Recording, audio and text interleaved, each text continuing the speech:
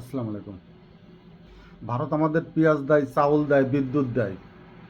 এই চোখে এক চোখে দেখে, এই দৃষ্টি ভঙ্গিটা এক চোখে দেখে আর এক চোখে আমরা কি দেখতে পারি না ফেলানি কিভাবে কাঁটা তারে ঝুলেছিল, কত ঘন্টা ধরে সে কাতরাচ্ছিল, তার বিন্দু বিন্দু রক্ত তার কাঁটার উপর পড়ে সেটা ছিটকে বাংলাদেশের মানচিত্রকে রঞ্জিত করছিল রক্তে।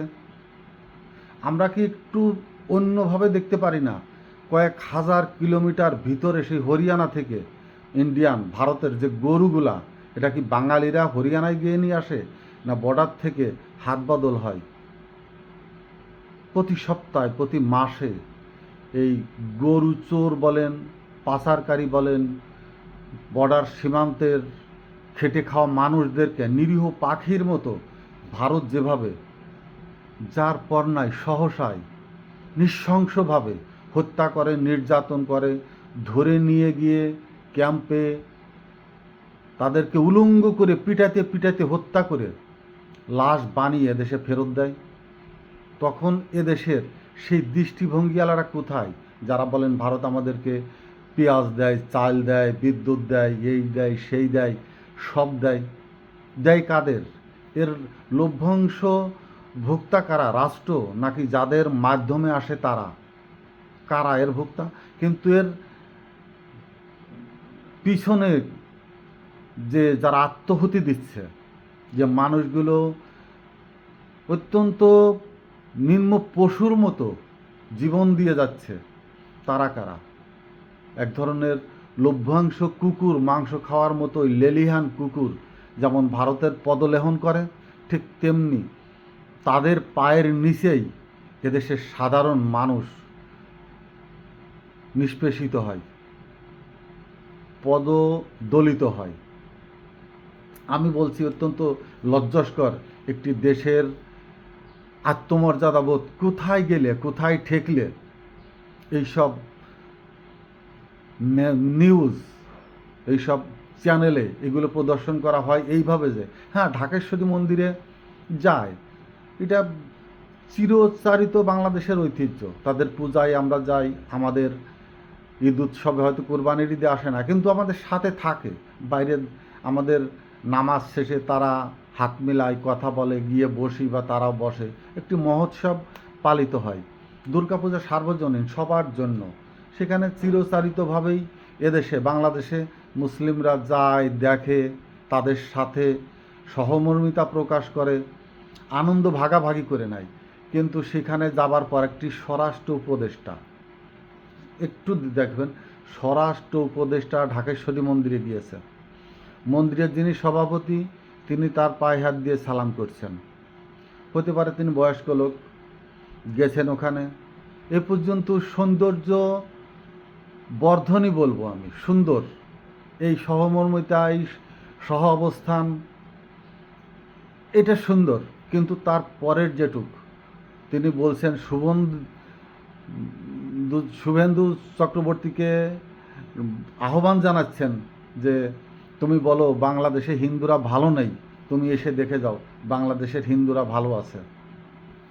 স্বরাষ্ট্র উপদেষ্টা সেখানে উপস্থিত, একজন হিন্দু মহিলা এই কথাটি বলছেন, অর্থাৎ শুভেন্দুকে বাংলাদেশের স্বরাষ্ট্র উপদেষ্টার পাশে দাঁড়িয়ে প্রমাণ দিতে হচ্ছে যে এদেশের হিন্দুরা ভালো আছে।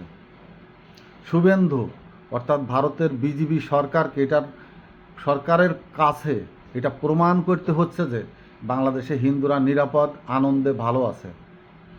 কতটা মানে এরা কি বলবো, পররাষ্ট্রনীতি দুর্বল, হীনমন্যতায় ভুগলে রাষ্ট্রের স্বকীয়তা বলেন, স্বাবলম্বিতা বলেন, রাষ্ট্রের যে নিজস্ব স্বকীয়তা, না রাষ্ট্রের যে সাংবিধানিক শক্তি, এটা কতটা নিচুমানের হলে, কতটা অন্য রাষ্ট্রের উপরে নির্ভরশীল হয়ে গেলে এটা প্রমাণ করাতে হয় যে তাদের দেশের মানুষগুলো আমাদের দেশে ভালো আছে। অর্থাৎ হিন্দুরা আমাদের দেশের নাগরিক নয়, হিন্দুরা ভারতের নাগরিক, আমাদের দেশের সম্মানিত মেহমান। আপনাদের দেশের নাগরিক, আমাদের দেশের সম্মানিত মেহমানরা আমরা খুব যত্নে আতিথেয়তার সাথে বরণ করে ভালো রেখেছি। এইরকম একটা প্রমাণ কি কখনো বাংলাদেশকে ভারত দেখিয়েছে যে তাদের দেশে আমাদের যে মুসলমানরা আছে তারা ভালো আছে? কোনো একটা ঈদ উৎসব, যে কোনো ধরনের মুসলিম যত যে আনুষাঙ্গিক অনুষ্ঠান রয়ে গেছে, শবে মেরাজ বলেন, মিলাদুন্নবী বলেন, ঈদ তো কুরবানির ঈদ, তো সেখানে অনেক দেশে কুরবানি দেওয়ার পরে সেই কুরবানি গরুর পাশে সেই মুসলমানকে জব করে দেওয়া হয়েছে। হিজাব পরে মা বোনেরা যাচ্ছে, পিছন থেকে তাদের মাথায় শরীরে ইট ছোড়া হচ্ছে, ডিম মারা হচ্ছে, যে কোনো জায়গায় তাদের দাড়ি ধরে সাথে সাথে মেরে হত্যা করা হয়েছে। তারা কি কখনো তাদের মিডিয়ায় কোনো একজন মুসলমানকে বলতে দিয়েছে যে ভারতে মুসলমানরা ভালো আছে? এতটা নতজানু পররাষ্ট্রনীতি, এতটা অসহায়বোধ ভারতের কাছে বাংলাদেশের, এর এই যে নতজানু পররাষ্ট্রনীতি, এই যে নতজানু যে কোনো সরকার এসেই তাদের কাছে নতজানু হয়ে পড়ে, তাদের পদতলে তাদের চেয়ারের সামনে হাঁটু গেড়ে বসে তাদেরকে নমস্তে করে, এর থেকে আর কবে এদেশ বের হবে? 47-এর যে ভাবধারা নিয়ে পশ্চিম পাকিস্তান পূর্ব পাকিস্তানকে আলাদা রাষ্ট্র হিসাবে ঘোষণা করা হয়েছিল, আমরা 47-এর সেই বেড়াজাল থেকে 71 সালে বের হয়ে গিয়েছি। অনেকে বলে দেশ স্বাধীন, কিন্তু ভারত কি বলে? ভারত বলে পাকিস্তানকে আমরা ভেঙে দিয়েছি, বাংলাদেশকে স্বাধীন করেনি। পাকিস্তানকে আমরা ভেঙে দু টুকরো করে দিয়েছি মাত্র। বাংলাদেশের সংবিধানকে আলাদা করে দিয়েছি, বাংলাদেশকে একটি পতাকা দিয়েছি, বাংলাদেশকে আলাদা মানচিত্র দিয়েছি, কিন্তু বাংলাদেশ তাদের, বাংলাদেশের কর্তৃত্ব তাদের, বাংলাদেশের সরকারের কর্তৃত্ব নির্দেশনা দিল্লির। এর থেকে বাংলাদেশ কবে বের হবে? অন্তত এই সময়টা অন্তর্বর্তীকালীন সরকার, যেটা শক্তিশালী অবস্থান নিজেদেরকে দেখানোর জন্য পুরা জনগণ তাদের সাথে ছিল, একমাত্র বিএনপি ছাড়া। বিএনপি কখনোই চায়নি, এখনও চাচ্ছে না যে তারা ভারতের বন্ধন থেকে বের হয়ে সম্পূর্ণভাবে বাংলাদেশকে একটি স্বাধীন সার্বভৌম রাষ্ট্র হিসাবে পৃথিবীর বুকে রুখে দাঁড়াক, মাথা উঁচু করে দাঁড়াক। ভারতও বিএনপিও অনেকটা ভারতের নমনীয়তার মধ্যে আটকে আছে। তাদের কথাবার্তা, তাদের সুর, তাদের চালচলন এই বিএনপির ভিতরে যতটুকু না প্রতিফলিত হয়েছে, ঠিক তার পাশাপাশি আরেকটি ক্ষুদ্র সংগঠনও হয়তোবা সেই পথেই হাঁটছে। কখন জানি এরাও মুসলমানদেরকে মৌলবাদ বলে বসবে। আমি এনসিপির কথা বলছি।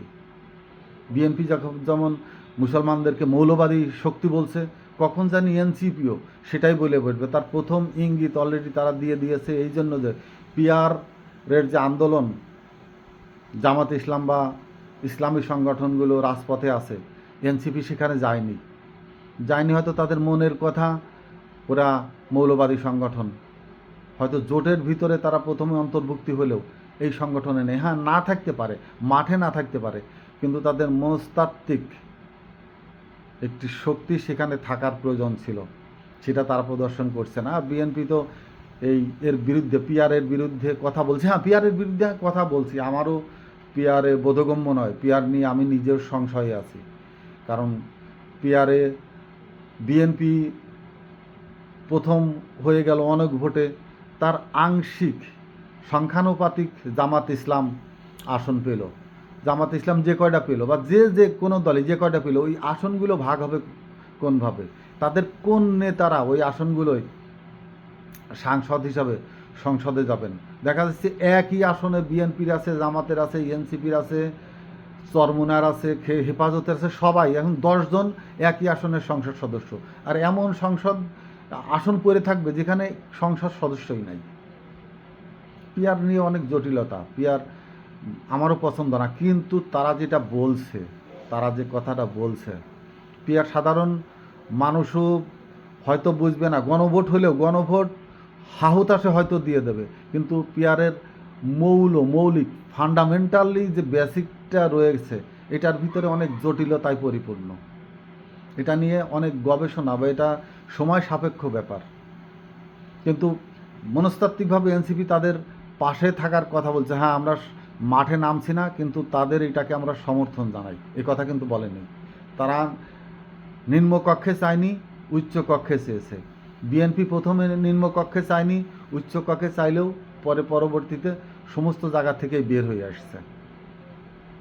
অর্থাৎ বিএনপির একটা ধারণা যে তারা এককভাবে ক্ষমতায় যেতে পারবে, কিন্তু নির্বাচন কি বলবে তার ইঙ্গিত কিছুটা হয়তো পেতে শুরু করেছে বিএনপির চারিত্রিকগতভাবে। অর্থাৎ এই চরিত্রটা তো মানুষ মিডিয়ায় দেখে, তার পাশে থেকে দেখে না। তার পাশে থাকে চামচা, কুকুর, তোষামতকারী, এরাই এইসব নেতাদের পাশে ঘুরঘুর করে, গন্ধ শোকে, গায়ের ঘিরানো শোকে, পাদের গন্ধ শোকে। এরা সাধারণ মানুষ তো এদের কোল ঘেঁষতে পারে না, পাশে যেতে পারে না। তারাও ইচ্ছুক না যে সবাই আমার কাছে আসুক, আমার ভিতরের চরিত্রটা তারা জেনে ফেলুক। বনিয়ামন যেমন বলে ফেলেছিল যে আবিদ যদি ভিপি হয়, সিনিয়র নেতাদেরকে, ভার্সিটির মেয়েদেরকে পাচার করবে। কথাটা অত্যন্ত ন্যাক্কারজনক, বাক্যটা অত্যন্ত ঘৃণিত। তারপরে অতীতে এ ধরনের ঘটনা হয়তো ঘটেছে লোকচক্ষুর আড়ালে, কিন্তু এখন সেগুলো মিডিয়ার সামনে আসতে শুরু করেছে। 5ই আগস্টের পর অনেক কথা, অনেক তথ্য মানুষ জেনে ফেলেছে। সংসদ সদস্যদেররা নিজেদের মতো করে যে সংসদকে সাজিয়েছে, সংবিধান লিখে নিয়েছে, এবং সেখানে যে ফ্যাসিলিটিস, সেখানে যে বেহেস্তের সুখ আরাম, সমস্ত কিছু তারা ওই খানটাতে তৈরি করে রেখেছে, যার মোহ বিএনপি ওখানে গিয়েছে তো ওখানকার স্বাদ আস্বাদন, সেই মান্না ছালুয়া তারা গ্রহণ করেছে, তৃপ্ত হয়েছে। এই লোভ সামলানোর ক্ষমতা তাদের নেই। কিন্তু বিএনপি ভুলে গেছে যে 92 সালে জামাতের সমর্থনে তারা ক্ষমতায় গিয়েছিলেন, যেটা ম্যাডাম খালেদা জিয়া প্রধানমন্ত্রী ছিলেন। কিন্তু জামাত তখন কিন্তু সংসদ সদস্য কেন, বিন্দু মাত্র কোনো কিছু তাদের কাছে চায়নি। জামাতের হাত ধরেই কিন্তু 2001-এ তারা সংসদে গিয়েছিলেন, 4 জন মন্ত্রী ছিলেন। বিএনপির অনেক মন্ত্রী অনেক দোষে দূষিত হলেও জামাতের সেই এমপি সাহেবরা কিন্তু বিন্দু মাত্র একটি কণার পর্যন্ত একটি তিলক আমলিক সরকার তাদের গায়ে ফেলতে পারেনি। যদিও তারা 71-এর অপরাধে ফাঁসির রশিতে ঝুলেছে, কিন্তু বিএনপিকে কাউকে ফাঁসিতে ঝোলায়নি। শুধু পিন্টু ছাড়া, পিন্টু বা কয়েকজনকে মেরে ফেলেছে অতিরিক্ত উচ্চ বাচ্চার জন্য, যেটা বলাটা সঠিক ছিল। শেখ হাসিনার বিরুদ্ধে চৌর মারা, থাপ্পড় মারা, এগুলো কথা সঠিক ছিল। কিন্তু আমলিগ ক্ষমতায় এসে তাদেরকে খুব সুপরিকল্পিতভাবে হত্যা করে। কিন্তু বিএনপি যদি আবার এখনও সেই মনে করে কারোর হাত ছেড়ে দিলে আমরা এককভাবে ওই আসিনে ওই জায়গায় গিয়ে আমরা বসবো, হয়তো তাদের ভুল চিন্তাধারা। কিন্তু একটি জায়গা এখনও বিএনপির খোলা আছে, সেটা যদি স্পষ্ট করে তারা জাতির সামনে বলা শুরু করে, তারা সম্পূর্ণভাবে ভারত বিরোধী, ভারতের বাইরে এসে শুধু বাংলাদেশকে নিয়ে আন্তর্জাতিক মহলের কাছে তারা ব্যবসা বাণিজ্য যেটাই বলুক না কেন, হ্যাঁ, ভারত আমাদের অংশীদারিত্ব হতে পারবে আমদানি রপ্তানিতে, কিন্তু বাংলাদেশের নিজস্বতা স্বকীয় রেখে, নিজস্বতা বজায় রেখে, বিকিয়ে দিয়ে নয়, নতজানু পররাষ্ট্রনীতি দিয়ে নয়। আমাদের প্রতিরক্ষা শক্তি হয়তো দুর্বল, কিন্তু পাকিস্তান, সৌদি সম্প্রতি যে চুক্তিটা হয়েছে, এই ধরনের একটি শক্তিশালী চুক্তি বাংলাদেশের প্রয়োজন। যদি সেই চুক্তি হয়, ভারত কিছুটা হলেও স্তমিত হবে, থমকে যাবে, এবং সেই সুযোগ সময় বিএনপি কি কখনো স্বাগত জানাবে? বিএনপি এখনও কোনো ধরনের এজেন্ডা ভিত্তিক, ম্যানিফেস্টো ভিত্তিক কোনো বক্তৃতা দিতে সক্ষম হয়নি। বিএনপির একটি জায়গায় বড় শক্তি, বড় তাবিজ, বড় পাহাড়, বড় বাণী বারবার যেটা বিক্রি করে খাচ্ছে, সেটা হলো শহীদ রাষ্ট্রপতি জিয়াউর রহমান, ম্যাডাম খালেদা জিয়া। বর্তমান যে বিএনপি, এই দুইজন ব্যক্তির নামকরণ করা ছাড়া তাদের তহবিলে আর কিচ্ছু নাই, তাদের কৃতিত্ব বলে আর কিচ্ছু নাই। তাদের বিজয় বা রাষ্ট্রের জনগণের কাছে তুলে ধরবার মতো উপাদেয় উল্লেখযোগ্য কোনো কর্মকাণ্ড তাদের নাই। তারা ওই একই তাবিজ বারবার বিক্রি করে খাচ্ছে, শহীদ রাষ্ট্রপতি জিয়াউর রহমান, ম্যাডাম খালেদা জিয়ার। তারেক রহমানও এমন কোনো নূতনত্বের চমক দেখাতে পারেননি যেটা পুরা জাতিকে তিনি আকৃষ্ট করতে পেরেছিলেন। তিনি একটি কথা বলেছিলেন, আমার ভোট আমি দেব, যাকে খুশি তাকে দেব, কিন্তু তিনি এইটা পরিষ্কার করে দেননি যে কেন্দ্র থেকে আর কোনো সংসদ সদস্যের জন্য প্রতিনিধি নির্বাচন করে দেওয়া হবে না। স্থান থেকে সংসদ সদস্য নির্বাচিত হয়ে কেন্দ্রে আসার পরে সে কেন্দ্রীয় নমিনেশন, কেন্দ্রীয় স্বীকৃতি পাবে। তাহলে এই কথার ভিতরেও একটি কারচুপি মারচুপি আছে, সেটাকে সংশোধন করেননি তিনি পরবর্তীতে আর, যার জন্য বিএনপি এখনও ক্ষতিগ্রস্তর ভিতরেই আছে। যদি এর থেকে উত্তরণের পথ খোঁজে বিএনপি, নিজেদের একটি রাজনৈতিক সংগঠন হিসাবে, রাজনৈতিক দেশপ্রেমিক সংগঠন হিসাবে রুখে দাঁড়াতে চায়, উঠে দাঁড়াতে চায়, 5ই আগস্টকে সম্মান জানাতে হবে, জুলাই আন্দোলনকে সম্মান জানাতে হবে, জুলাই সনদকে স্বীকৃতি দিতে হবে, জুলাইয়ের আন্দোলনের যারা অন্তর্ভুক্তি ছিল, মানুষের যে উদ্দীপনা জুলাই আগস্টের আন্দোলনে কাজ করেছে, সেটার প্রতি সম্মান দেখিয়ে রাষ্ট্র ক্ষমতায় আসতে হবে। না হলে আসার পরেই 6-এর মতো শুভ বিদায়। আসসালামু আলাইকুম।